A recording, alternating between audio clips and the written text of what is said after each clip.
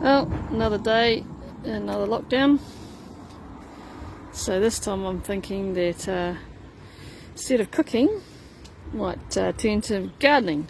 So this space here, just last week actually, I got some of these boards off our trees that we'd felled and waxed together this garden.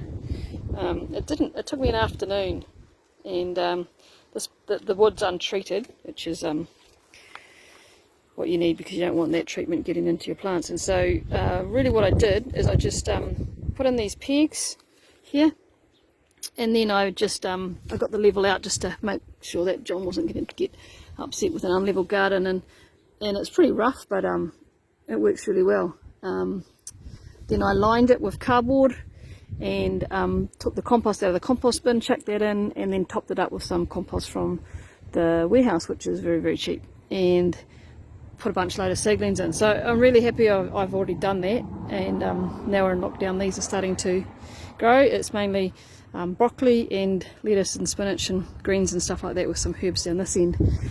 And I do have plans to make another one. Oh, and I do have some strawberries going on here with some flowers on it, which is amazing. So this is our kind of garden shed here, and I've got that on that side, so I'm going to mimic one on the other side, and I'll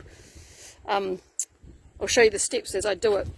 And just incidentally, this wheelie bin here, I don't know where it came from, but it was here.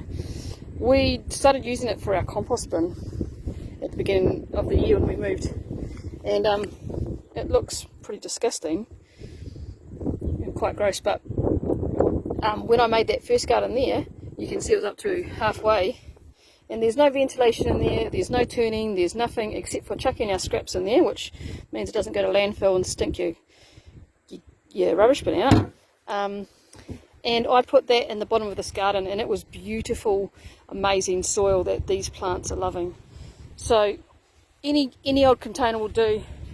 My philosophy in life is pretty much give it a try, start off, and then tweak it as you go and learn as you go. So yeah, I'm a jump in boots and all type person. So I'm going to start here, as where obviously some ash from the garden's been, and John's been burying fish scraps there too, so that'll be really good soil. And I'm going to make another one along here and on that side. I'm saving my cardboard boxes because that's going to go at the bottom. And on this side here, it gets a little bit more shade. That one there over there gets full sun. This one gets a little bit more shade. So come summertime, my salad greens will be on this side so that they don't bolt and go to seed real quick.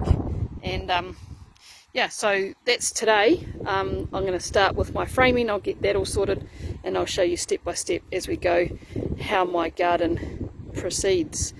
I had this funny feeling last year when we went into that first lockdown that this is probably going to be a way of life for a while, and I'm pretty stoked that we ended up moving up here at the end of the year, and this is where we get to lockdown. So become sustainable, get your garden in. There's my fruit trees over there.